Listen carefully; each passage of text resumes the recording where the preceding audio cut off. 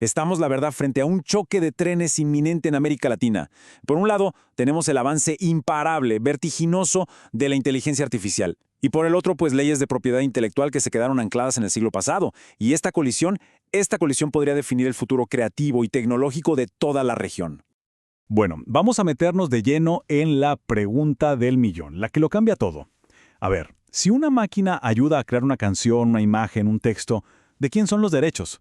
Esta pregunta, que parece tan simple, está poniendo en jaque a sistemas legales enteros y, de hecho, es el eje de todo nuestro análisis de hoy. Para entender bien este lío, vamos a ver 4 puntos clave.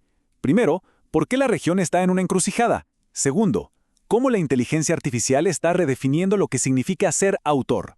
Tercero, y muy importante, los riesgos económicos de no hacer nada.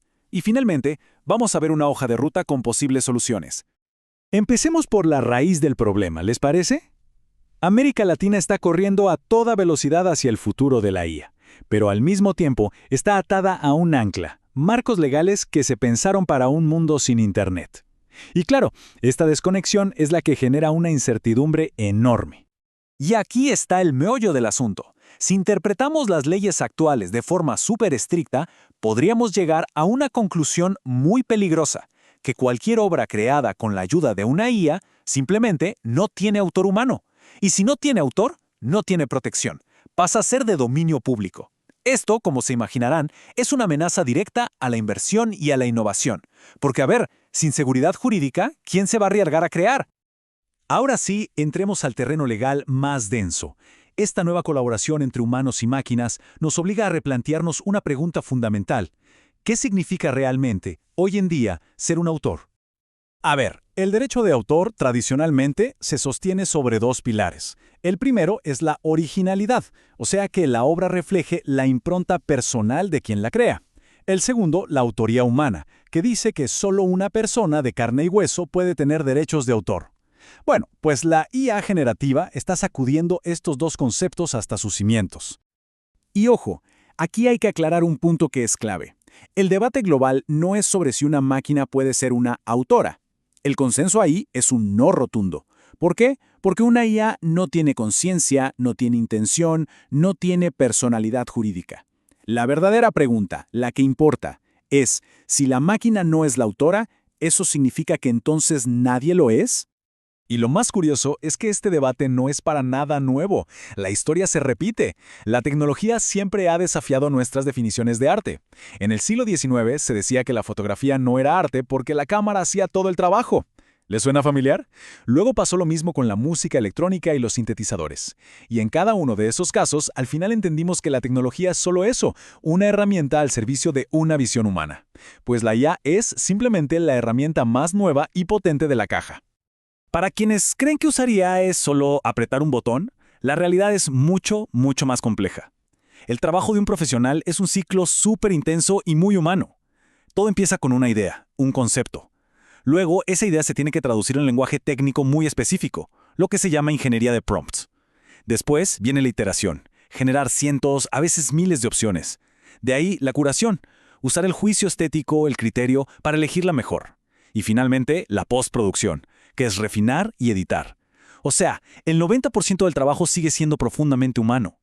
Bien, ahora hablemos de las consecuencias reales. ¿Qué pasa si las leyes no se actualizan? Si todo sigue como está. Bueno, el costo para América Latina podría ser altísimo. Y no hablamos solo en términos de creatividad, sino en el bolsillo, en la economía. Pensemos en las industrias creativas, lo que se conoce como la economía naranja. Son un motor de crecimiento vital para la región. Estamos hablando de cine, música, diseño, software. Son sectores que ya aportan una parte muy significativa del Producto Interno Bruto, entre un 2 y un 6%. Dejar sin protección a quienes usan las herramientas más modernas en estos campos es básicamente poner en riesgo todo ese ecosistema. Y no estamos hablando de algo abstracto. La amenaza es súper directa para sectores que están en pleno crecimiento. Pensemos en la publicidad, que ya usa IA para crear campañas enteras, o la industria de los videojuegos, que la usa para construir mundos virtuales, ni hablar de la producción de contenidos para plataformas. Todos ellos, hoy, están en un limbo legal. Entonces, el punto crucial es este. Si la región no ofrece certeza jurídica, si no hay reglas claras, el talento se va a ir. Estaríamos viendo una nueva fuga de talentos 2.0, pero esta vez no solo de científicos, sino de artistas, programadores, diseñadores, toda la gente que está construyendo la economía digital del futuro. Simplemente se irán a mercados donde las reglas del juego sí estén claras. Pero bueno, no todos son malas noticias. Ya vimos el problema, ahora hablemos de las soluciones. Y la verdad es que hay un camino bastante claro hacia adelante si se aprende de cómo otras regiones están enfrentando este mismo desafío de una forma muy pragmática. La buena noticia es que América Latina no tiene que empezar de cero. Por ejemplo, Estados Unidos se está enfocando en un concepto clave, el aporte humano sustancial. O sea, si un humano tuvo un rol significativo, hay protección. La Unión Europea se enfoca más en la transparencia y en regular según el riesgo.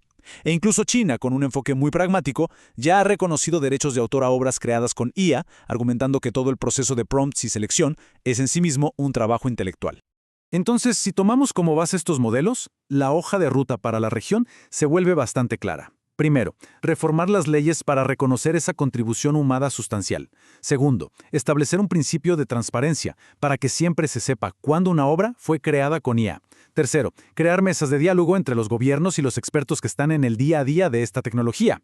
Cuarto, invertir masivamente en educación para adaptar a los profesionales. Y por último, y esto quizás es lo más importante, coordinar las políticas a nivel regional, como en el Mercosur, para crear un mercado digital fuerte y unificado, en lugar de un montón de países con reglas diferentes.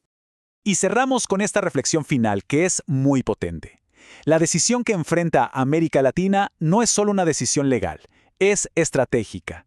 Es la elección entre modernizar sus reglas para subirse a la ola de la innovación y la prosperidad o aferrarse al pasado y arriesgarse a construir museos de una economía que, sencillamente, ya no existe. La elección es ahora.